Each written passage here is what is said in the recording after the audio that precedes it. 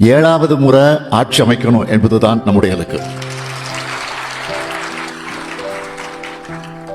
சட்டமன்ற தேர்தலில் 200 தொகுதியில் நம்முடைய கூட்டணி வெல்லும். 2006 வெற்றி நமதுதான். என்னுடைய இந்த நம்பிக்கைக்கு ஆணிவேர் தான் நீங்க. களத்தில் நாம கொடுக்க போற உழைப்பு தான் நம்முடைய வெற்றியை உறுதி செய்ய போகுது.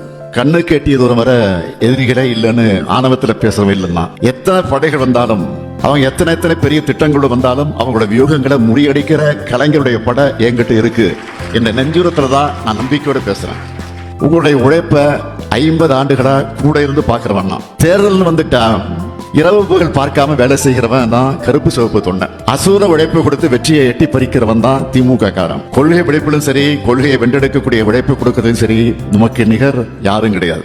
1957 இருந்து 2024 வரை தேர்தல் களத்துல நாம் எதிர்கொள்ளாத எதிரிகளே கிடையாது.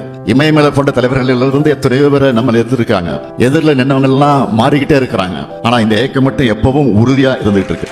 ஏன்னா இது எப்பவும் மக்களுடைய இருக்கக்கூடிய இயக்கம். வெற்றி கிடைச்சிட்டா ஆடவும் மாட்டோம், தோல்வி அடைஞ்சிட்டா தோண்டு போய் மூளையில உட்கார்ந்துட மாட்டோம். நம்முடைய பெரிய பலமே நம்ம கட்சியுடைய அமைப்பு முறை தான். பேரறிஞர் அண்ணா உருவாக்கி தலைவர் கலைஞர் அவர்கள் கட்டி காத்த அமைப்பு என்ற முறைதான் நம்மோடு. அதனாலதான் தலைவர் கலைஞர் அவர்கள் உறுதியாக சொன்னார், இந்த கருணாநிதியின் கதை முடிஞ்சாலும் திமுகவின் கதை முடியாது. அந்த அளவுக்கு திமுகவுடைய உட்கட்டமைப்பு மிக மிக வலிமையானதுன்னு சொன்னார். அதனால எத்தனையோ முறை நம்முடைய இன பகைவர்கள் உழைந்தது திமுக குதூகலமாக சொன்னவங்க காலத்திலாம் அவங்க தான் காணாம போயிருக்காங்க, திமுக அழியல. இன்னைக்கு வர தமிழ்நாட்டினுடைய முதன்மையான இயக்கமாக இந்தியாவிலேயே 75 ஆண்டு காலை கடந்த ஒரே மாநில அரசியல் கட்சியா அதே வலிமையோடு வீரியத்தோடு இருக்கிறோம்.